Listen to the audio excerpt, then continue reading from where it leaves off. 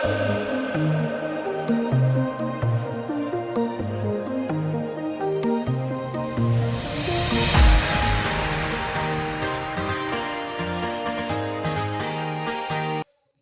हाल है बच्चों? ठीक ठाक।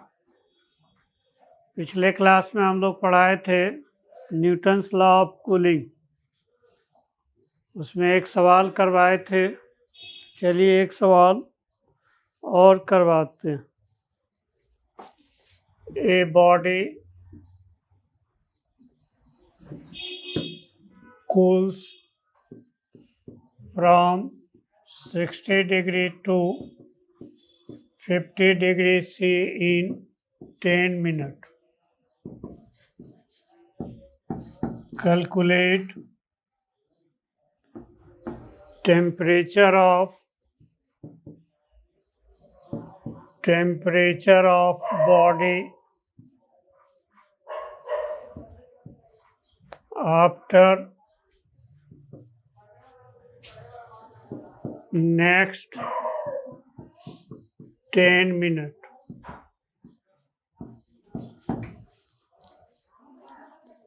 Temperature of atmosphere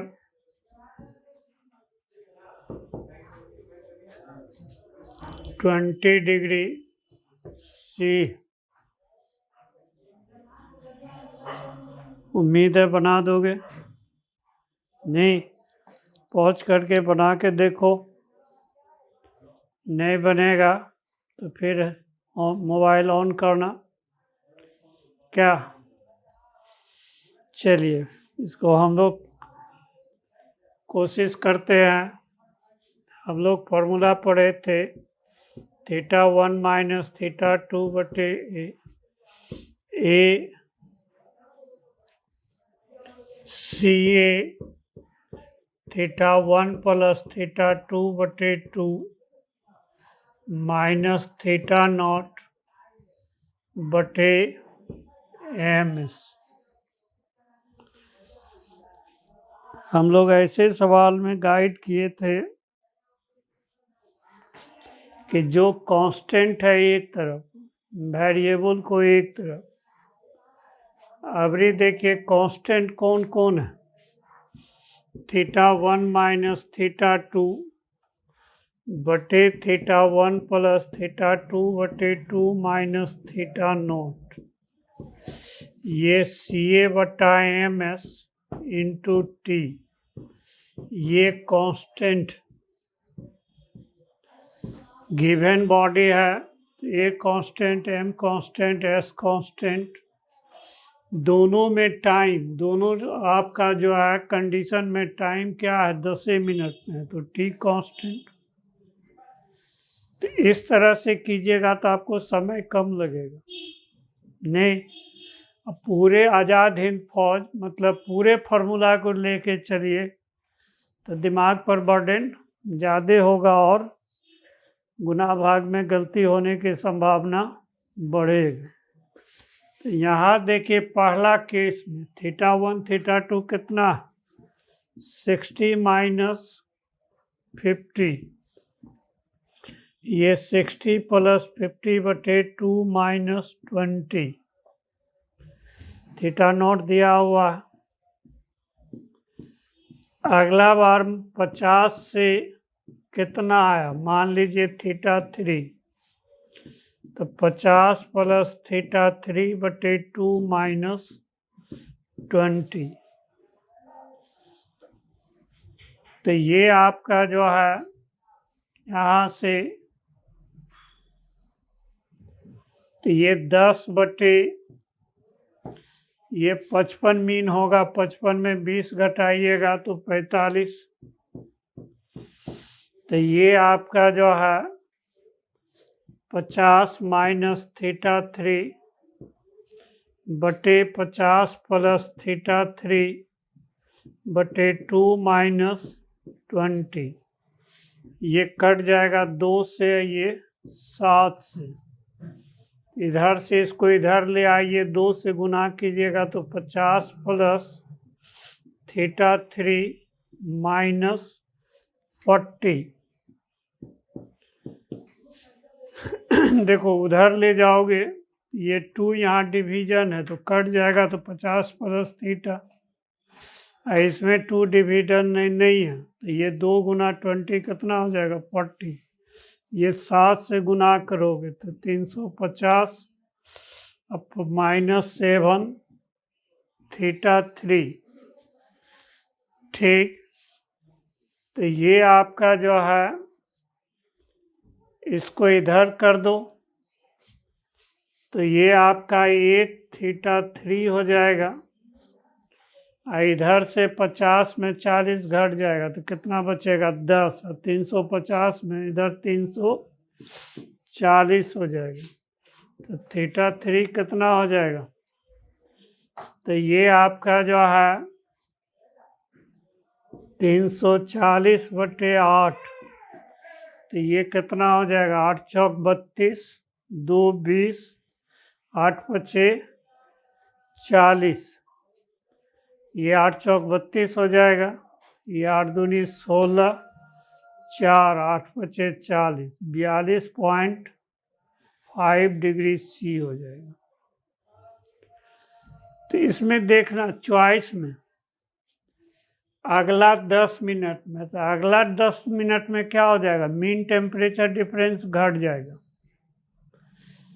नहीं, तो मीन आपका जो रेट ऑफ आपका लॉस ऑफ टेम्परेचर क्या हो जाएगा, स्लो हो जाएगा।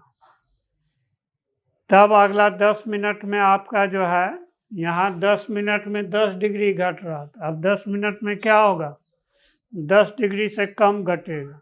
तो जाहिर है कि ये आंसर क्या होगा 40 से ज़्यादा होगा और 50 से कम होगा। यदि 40 और 50 के बीच एक ही चॉइस रहे और नन नहीं रहे तो ये सवाल बनाने की ज़रूरत नहीं, ऐसे ही हम लोग टिक मार देंगे। नहीं, यदि 40 और 50 के बीच ने 2-3 चॉइस हो तब तो आपको जो है पूरे सवाल को बनाना पड़ेगा। नहीं, या मान लीजिए कि आपको 42.5 भी रहता और नन दे देता, यदि नन चॉइस में हो तो हर हाल में आपको क्या करना है, सवाल बनाना ही बनाना है, उसमें फिर जो है सोच समय में समय नहीं गुजारना है। ठीक, एक सवाल और बनाइए प्रैक्टिस के लिए। चुके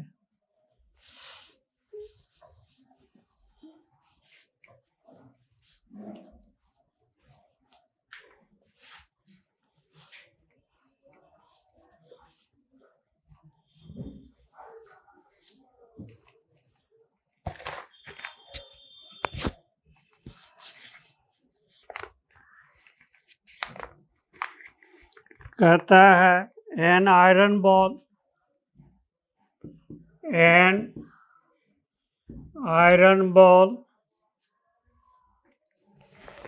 takes 10 minutes to cool down from 60 degree to 50 degree C,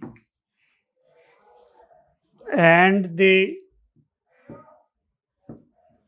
next 10 minutes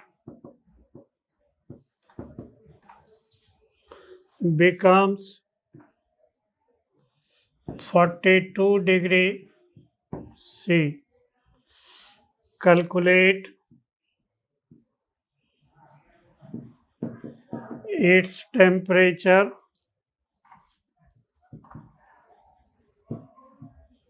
after the next 10 minutes. Also calculate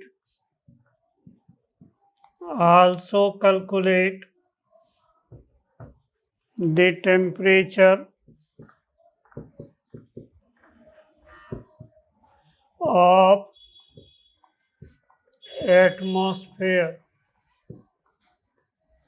atmosphere का टेम्परेचर निकालना।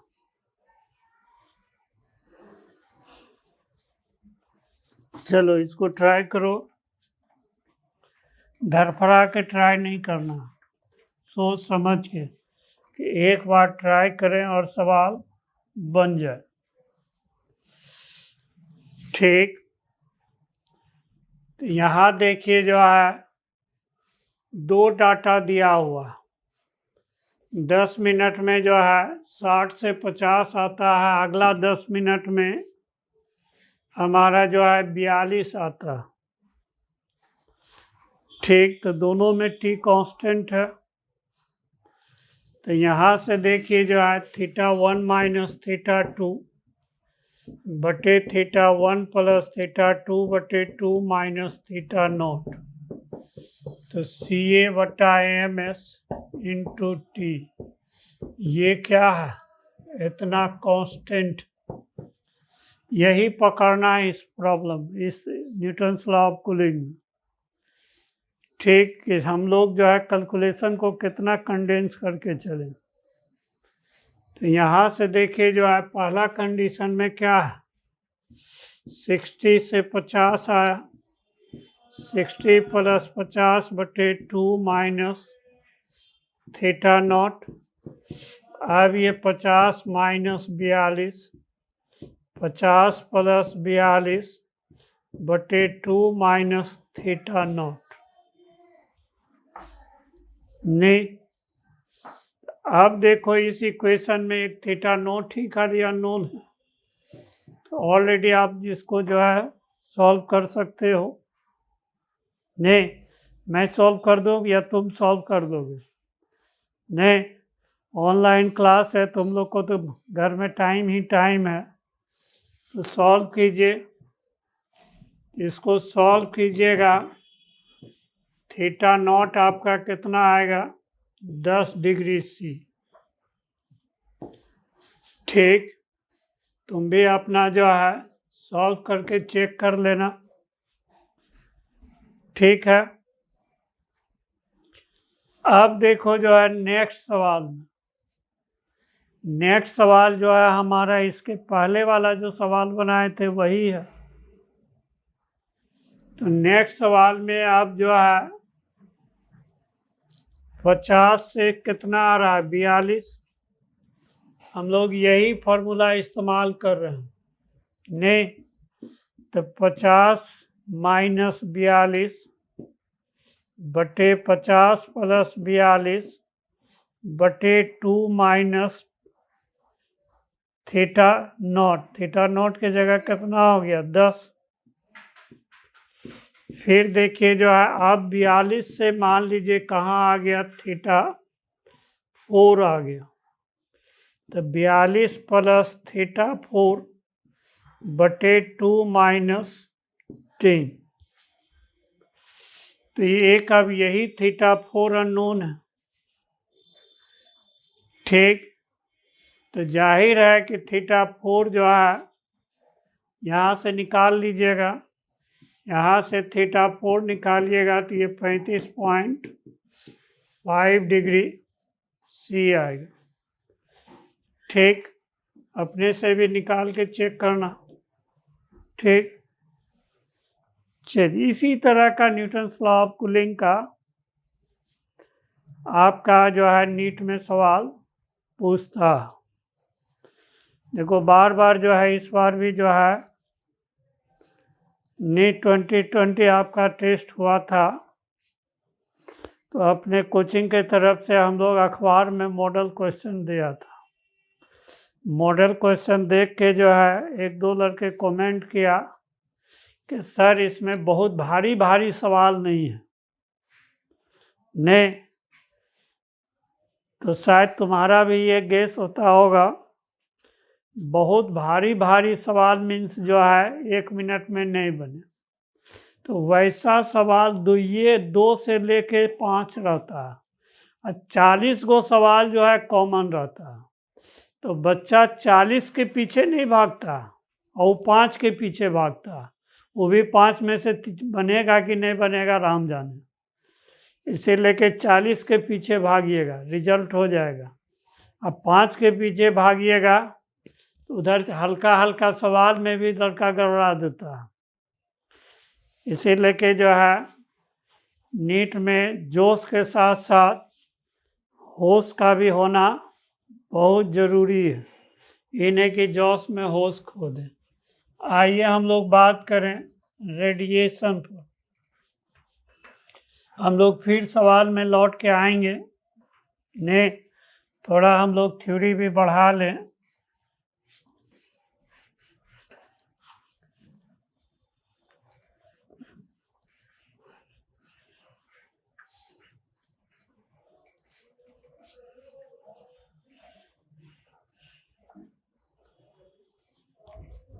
हम लोग बात करें रेडिएशन, ठीक। तो ये आपका जो है, इसमें एक कॉन्सेप्ट है ब्लैक बॉडी।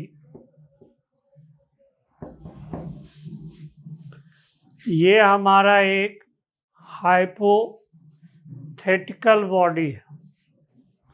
ये हमारा जो है it is a hypothetical body which can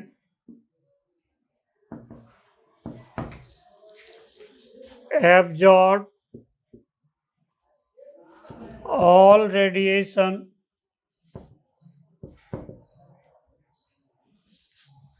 lambda बराबर 0 to lambda बराबर infinity, as well as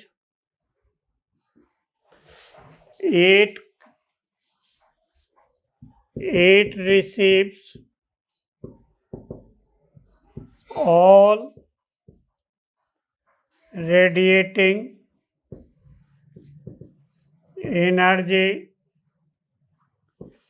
from lambda बराबर 0 to lambda बराबर infinity। ध्यान रहे ये हाइपोथेटिकल बॉडी, ये नेचर में जो है एकदम 100% आइडियल ब्लैक बॉडी आपका अवेलेबल नहीं है। तो फिर कहिए नहीं है तो हम लोग को माथा क्यों चाट रहे हैं, जो नेचर में है ही नहीं।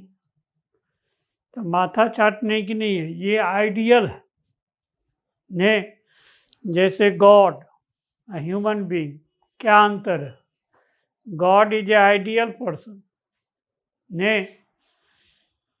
तो हम लोग आइडियल पर्सन है तो आदमी की तुलना उस गॉड से करते हैं कि गॉड का कितना प्रतिशत इसके पास गुण है, या गुण 1% है या नहीं है।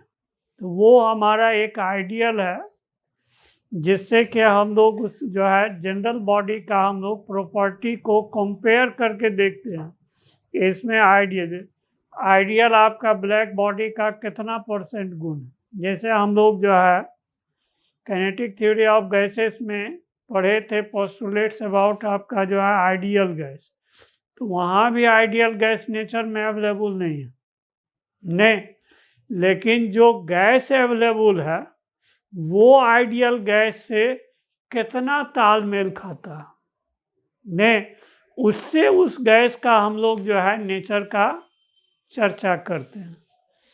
तो जैसे आपका जो है नेचर में जैसे एक ब्लैक लंप होता है नहीं, जिससे हम लोग काजल बनाते हैं आँख में लगाने, जैसे नारियल का जो है कुप्पी आपका बना लीजिए, ताखा में रख दीजिए, तो उसका जो आपका वेपर है वो देखिएगा ताखा में क्या होगा, काला काला ब्लैक जो है आपका कार्बन जमा हो जाएगा। तो वो ब्लैक लंप 99% आपका जो है हीट को एब्जॉर्ब कर देता है, लेकिन रेडिएट नहीं करता है। तो एब्जॉर्ब करने के सेंस में ब्लैक बॉडी से वो 99% खाता है। जैसे हमारा जो है ग्लेशियर आइस, नहीं, लद्दाख एरिया में जो आपका ग्लेशियर आइस है वहाँ पर आर्मी को सबसे ज़्यादा दिक्कत किस चीज़ से होता है, तो सन से जो आपका हीट है वो रेडिएट करता है, उसके आँख पर पड़ता है, वो बहुत तीखा, वो लगभग 98% जो है लाइट को रेडिएट कर देता है। तो रेडिएशन के क्रम में जो है ग्लेशियर आइस क्या है, ब्लैक बॉडी से तालमेल खाता है, लेकिन नेचर में दोनों गुण हो ऐसा आइडियली जो है नेचर में अवेलेबल नहीं। ठीक, तो आइए इसमें एक टर्म है इमिसिव पावर। इमिसिव पावर ये है क्या, पहले समझ लीजिए। ये हमारा है क्या, मान लीजिए एक बॉडी है, इसका सरफेस एरिया डेल्टा ए, ये हीट रेडिएट कर रहा, ये हीट रेडिएट करेगा तो ऑल पॉसिबल डायरेक्शन में हीट रेडिएट करेगा। ठीक, तो ये मान लीजिए सॉलिड एंगल, ये कितना हम लोग कंसीडर करते हैं, delta omega.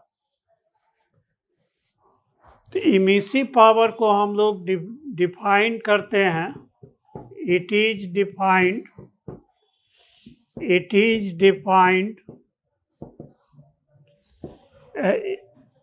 As amount of energy radiated per unit area per unit time per unit solid angle। Solid angle का कॉन्सेप्ट होगा, पहले इसको समझिए।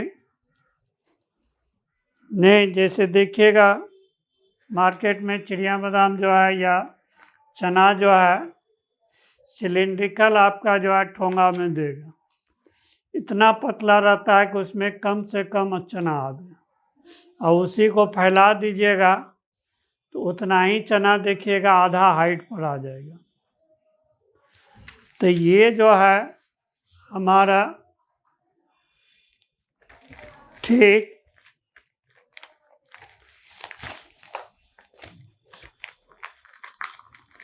ये आपका जो है this is our solid angle. ने इसको जैसे जैसे फैलाइएगा तो वैसे वैसे ये एंगल क्या बढ़ेगा। यदि हॉरिजॉन्टल प्लेन पर बॉडी रख के देखें तो ये कहते हैं मैक्सिमम जो फैल जाएगा 2 पाई रेडियन। स्पेस में रख दें तो 2 पाई अस्टेरेडियन इधर से और 2 पाई अस्टेरेडियन इधर से, तो उसका 4 पाई होता है। नहीं, तो ये हम लोग सॉलिड एंगल कितना ले लिए, डेल्टा ओमेगा। तो यहाँ से इमिसिव पावर क्या हो जाएगा, delta U, delta A, delta T, delta W. Delta U हो गया amount of energy radiated, delta A हो गया सरफेस एरिया, डेल्टा टी क्या हो गया, टाइम इंटरवल, डेल्टा ओमेगा क्या हो गया, सॉलिड एंगल। इसको जो है डायमेंशनली हम लोग बात करें, डायमेंशनली हम लोग बात करें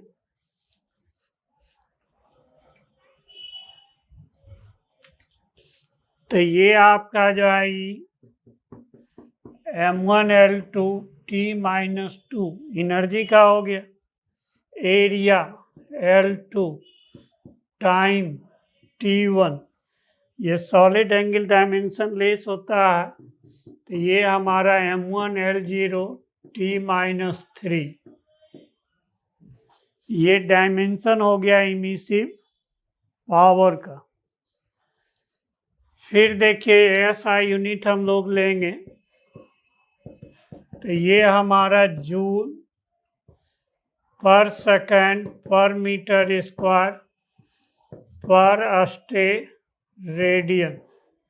ध्यान रहे एंगल का डायमेंशन नहीं होता है, लेकिन आपका यूनिट इसको बाहर से थोपा गया, नहीं बाहर से इसको जो है थोपा गया।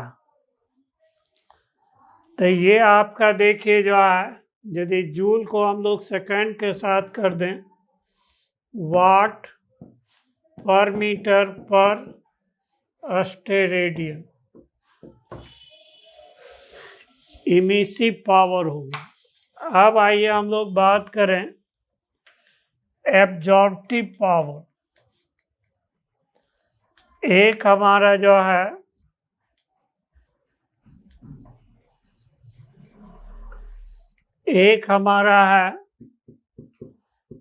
एब्जॉर्प्टिव पावर, इसको डिफाइन करते हैं किसी भी बॉडी पर, तो ये आपका जो है कितना एनर्जी एब्जॉर्ब किया, कितना एनर्जी उस पर फॉल हुआ, ये आपका जो है energy absorb by body, energy absorb by body बटे total energy fall on it. जैसे सन का एनर्जी हमारे शरीर पर पड़ता है, तो मान लीजिए आपका जो है 1 सेकंड में 5 कैलोरी मेरे शरीर पर ऊर्जा पड़ा, तो 5 कैलोरी हम लोग एब्जॉर्ब नहीं करते हैं। मान लीजिए 2 कैलोरी हमारा जो है एनर्जी एब्जॉर्ब की, तो हमारा आपका एब्जॉर्प्टिव पावर क्या हो जाएगा कि 2/5 हो जाएगा। तो ये हमारा डायमेंशन लेस होगा, क्योंकि दोनों एनर्जी यही है, एंड आपका dimension less and unit less, ये हमारा जो है यूनिट लेस। तब देखिए जो है फॉर आपका जो है ब्लैक बॉडी के लिए ए का वैल्यू कितना होता है 1, चूँकि ब्लैक बॉडी का डेफिनेशन है कि लैम्डा बराबर 0 से लैम्डा बराबर इन्फिनिटी तक सारे इलेक्ट्रोमैग्नेटिक रेडिएशन को एब्जॉर्ब कर लेता है। तो एब्जॉर्ब कर लेता है, तो इसका मतलब जितना फॉल करेगा सब एब्जॉर्ब हो जाएगा, तो कितना वैल्यू हो जाएगा, ये दोनों बराबर हो जाएगा तो 1 होगा। ध्यान रहे ये ब्लैक बॉडी के लिए। जनरल बॉडी का फॉर आपका जो है जनरल बॉडी के लिए ए का वैल्यू 0 से बड़ा या बराबर, 1 से छोटा या बराबर नहीं, हालांकि बराबर ले लिए तो इसमें ब्लैक बॉडी जो है नहीं, इसीलिए कि इन जनरलाइज्ड हम लोग कहें, इन जनरलाइज्ड केस ए का वैल्यू क्या होगा, लेस देन आपका लेस ग्रेटर या इक्वल टू 0 या लेस देन या इक्वल टू 1। 1 आपका जो है क्या किसके लिए होगा, ब्लैक बॉडी के लिए।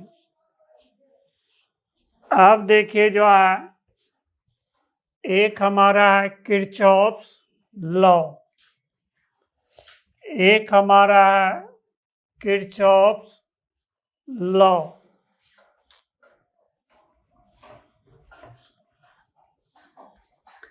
एक आपका है किरचॉफ्स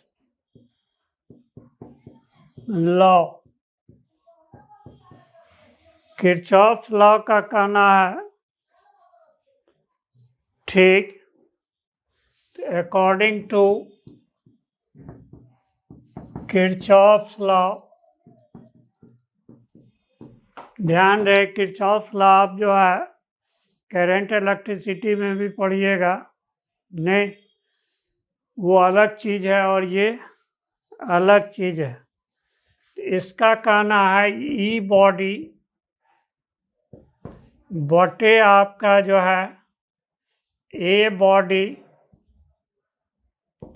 का रेशियो जो है ये ई जो है ब्लैक बॉडी के बराबर होगा।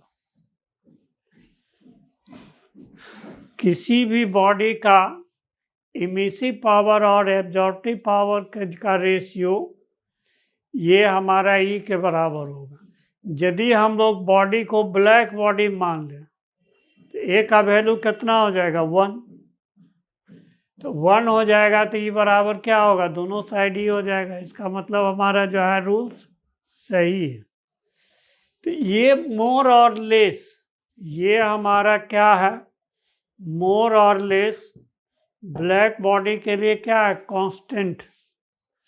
तो ये कांस्टेंट हो गया। इसका मतलब क्या है, किसी भी बॉडी का इमिसिव पावर ज़्यादा होगा तो एब्जॉर्प्टिव पावर भी उसका ज़्यादा होगा।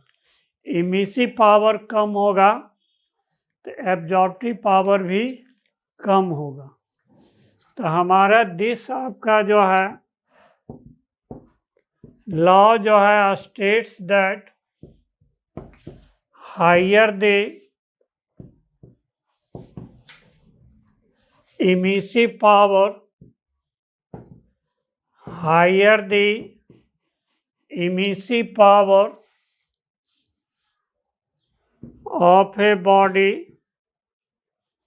means higher the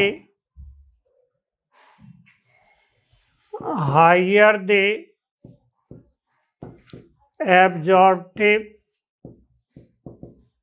power and vice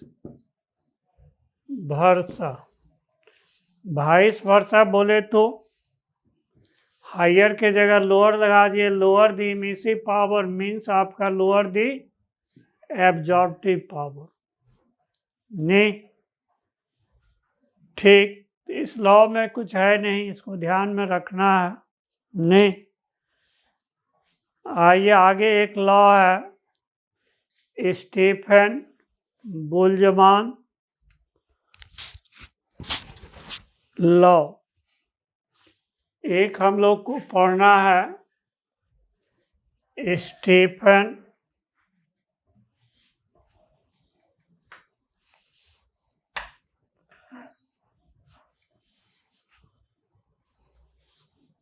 एक पढ़ना है Stephen Boltzmann law.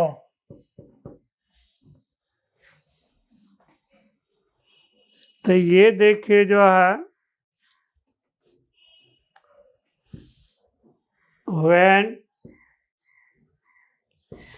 a black body be in vacuum at T Kelvin temperature, according to Stefan Boltzmann law, तो DH बटा DT बटा ये समानुपाती होता है टेम्परेचर का 4 पावर का। ध्यान रहे ये कब, जब ब्लैक बॉडी कहाँ हो, वैक्यूम में हो। ठीक, यहाँ हमारा DH बटा DT ए क्या हो गया, DH बटा DT हो गया रेट ऑफ हीट रेडिएशन। ए से भाग हो गया, ए सरफेस एरिया है, तो क्या हो जाएगा पर यूनिट सरफेस एरिया। ये हमारा जो है रेट ऑफ हीट रेडिएशन है पर यूनिट सरफेस एरिया। ठीक, तो बराबर कीजिएगा तो DH बटा DT ए सिग्मा T का power 4, where sigma is a constant, where sigma is a constant, where sigma is a constant called Stefan. आपका स्टीफन में स्पेलिंग में ये होता है स्टीफन बोल्जमान कांस्टेंट। यदि हम लोग सिग्मा का डायमेंशनली निकालें तो DH बटा DT ए टी का पावर 4, डायमेंशनली निकालिएगा तो M1 हीट में M1 L2, यहाँ एरिया से भाग है तो L2 कट जाएगा, L0 T का पावर -3 K का पावर -4। यहाँ K किसको रिप्रेजेंट कर रहा है, टेम्परेचर को। ये डायमेंशन हो गया। इन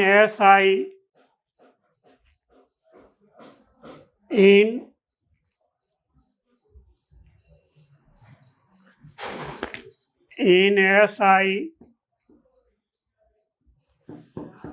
सिग्मा का वैल्यू 5.67 10⁻⁻8। यूनिट यहाँ से दे दीजिए, जूल पर सेकेंड पर मीटर स्क्वायर पर केल्विन का पावर 4। यदि जूल को सेकेंड के साथ कर दीजिए तो इसी को आप 5.67 वाट पर मीटर स्क्वायर पर केल्विन का पावर 4 होगा। ध्यान रहे ये डायमेंशन भी हम लोग के टेस्ट के लिए इम्पॉर्टेंट है, ये यूनिट भी जो है हम लोग के टेस्ट के लिए इम्पॉर्टेंट, इसको ध्यान में रखिएगा। फिर आइए, यदि if A black body be in atmosphere जिसका टेम्परेचर T2, तब हम लोग लेते हैं DH बटा DTA सिग्मा T1 का पावर 4 माइनस सिग्मा T2 का पावर 4।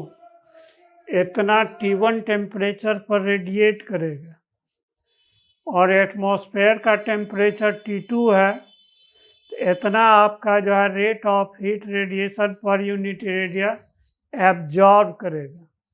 यदि T1 बड़ा है T2 से तो नेट रेडिएशन होगा, और यदि T2 बड़ा हो जाए T1 से तब हमारा नेट क्या होगा, एब्जॉर्प्शन होगा।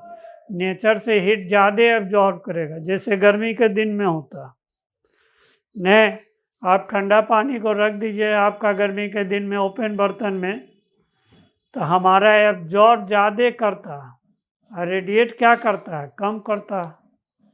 तो उस समय नेट हमारा क्या होता है, एब्जॉर्प्शन होता है।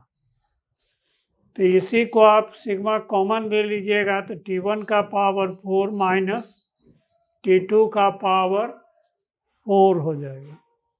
नहीं, ठीक। तो ये आपका जो है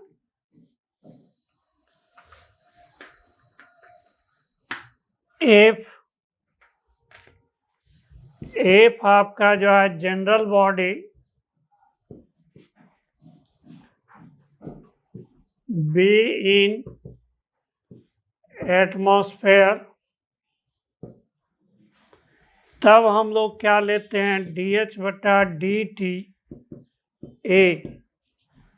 तो ये हमारा एक ई सिग्मा T1 का पावर 4 माइनस T2 का power 4, where E is a constant called emissivity।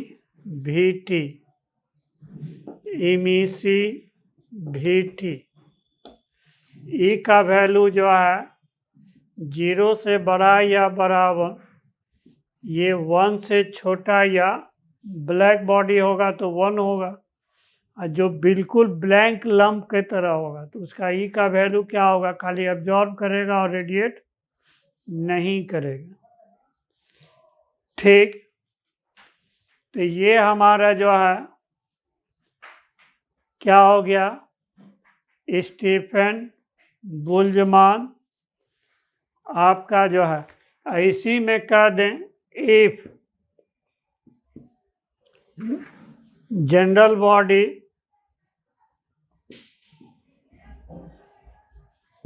Be in vacuum, यदि हमारा वैक्यूम में हो जाए तो क्या होगा, DH/dt ए। तो ये हमारा जो है ई सिग्मा, तब हमारा T1 का पावर 4 हो जाएगा। वैक्यूम में है तो वैक्यूम में तो कुछ है नहीं हीट, तो ये आपका जो है हीट का रेडिएशन नहीं होगा। नहीं, तब हमारा हीट का रेडिएशन नहीं होगा। तब देखिए जो है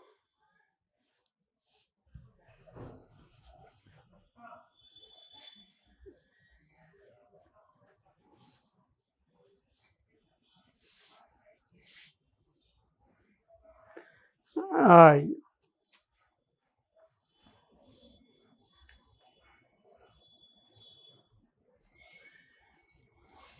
तो ये देखिए जो है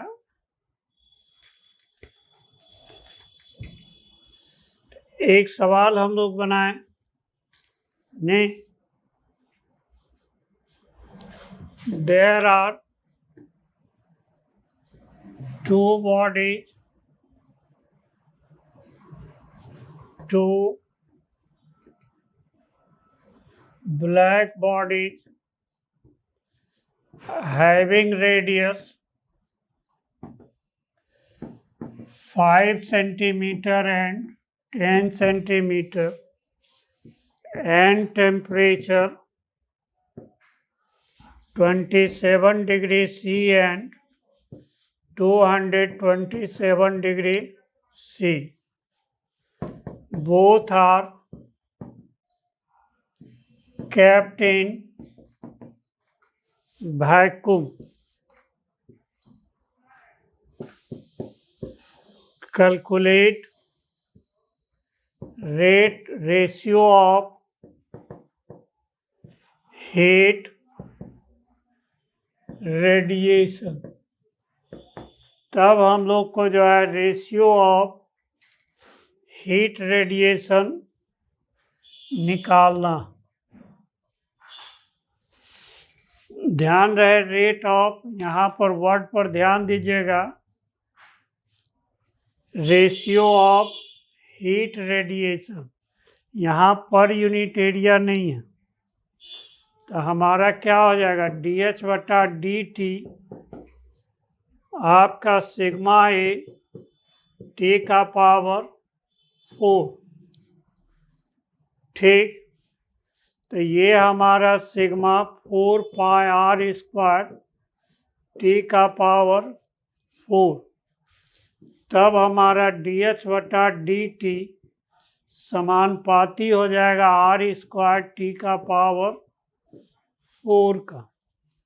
नहीं, तब हमारा DH/dt पहला बॉडी का DH/dt दूसरे बॉडी का, तो ये हमारा R1/R2 का स्क्वायर T1/T2 का पावर 4।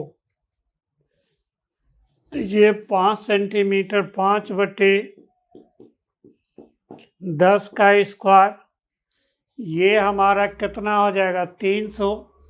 ये आपका 273 जोड़िएगा तो कितना हो जाएगा 500। तो ये हमारा 300/500 का पावर 4। तो ये 1/4 हो जाएगा। ये हमारा 3 3 9, 9 9 81, 5 25, 625। तो यही हमारा क्या हो जाएगा, आंसर हो जाएगा। आइए हम लोग बात करें derivation of Newton's law of cooling from Stephen's law. Derivation of Newton's law of cooling from Stephen Boltzmann law।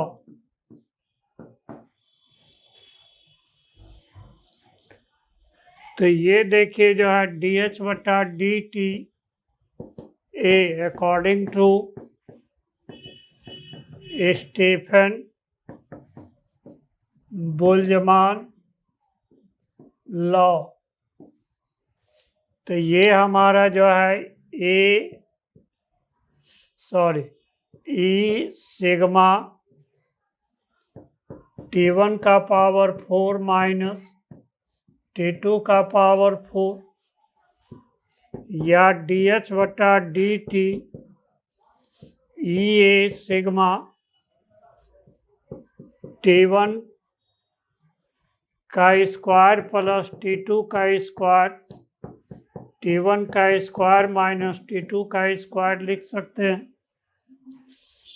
फिर देखिए MS θ1 minus θ2/T EA sigma T1 का स्क्वायर प्लस T2 का स्क्वायर, इसको भी A माइनस बी पर A plus B में तोड़ दीजिए। तब हमारा देखिए जो है, तो ये T1 plus T2, T1 minus T2।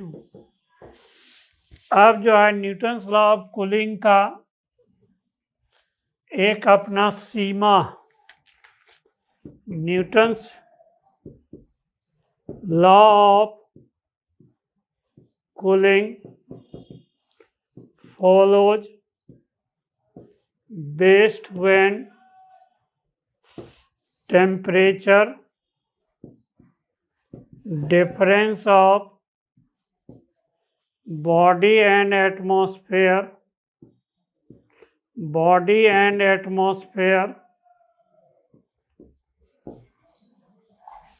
should be very small. ऐसे भी ये लाइन हम लोग को ऑब्जेक्टिव में परेशान करता है कि हमारा कब जो है न्यूटन्स लॉ ऑफ कूलिंग जो है बेस्ट फॉलो होता है नहीं। तो यहाँ पर कहने का मतलब वेरी स्मॉल, इसका मतलब T1 क्या होना चाहिए अप्रॉक्सीमेटली T2 का। तब हमारा क्या हो जाएगा θ1 माइनस θ2 बटे T आपका EA सिग्मा बटे MS। तो जब बराबर हो जाएगा तो ये कितना हो जाएगा 4 T2 का पावर 3 T1 माइनस T2। कहिए सर यहाँ बराबर कर दिए तो 2T² हो गया, ये 2T1 हो गया, गुना हो जाएगा तो 4 क्या हो जाएगा T1 का या T2 का क्या हो जाएगा 3 हो जाएगा। तो कहिए सर इसको 0 काहे नहीं कर देते हैं, इसको 0 कर देंगे तो फिर न्यूटन्स लॉ ऑफ कूलिंग ही खत्म हो जाएगा। यहाँ अप्रॉक्स लिए ठीक। तो इतना हमारा क्या हो गया कांस्टेंट हो गया। ये हमारा ब्रैकेट में जो घेरे वो क्या हो गया कांस्टेंट हो गया। तब हमारा देखिए जो है यहाँ से तो DH θ1 माइनस θ2 बटे T समानुपाती हो जाएगा किसका T1 माइनस T2 का ने ठीक। तो यहाँ पर हम लोग जो है θ1 माइनस θ2 के जगह पर T1 माइनस T2 भी ले सकते हैं। तो ये rate of loss of temperature हो गया, ये हमारा क्या हो गया rate of loss of temperature हो गया, ये क्या हो गया टेम्परेचर डिफरेंस हो गया। तो यही तो हमारा न्यूटन्स लॉ ऑफ कूलिंग हो गया ठीक। तो आज यहीं तक हम लोग रखते हैं, 1 घंटा के आसपास हो रहा है। फिर हम लोग बचा हुआ कल के लेक्चर में बात करते हैं। Thank you.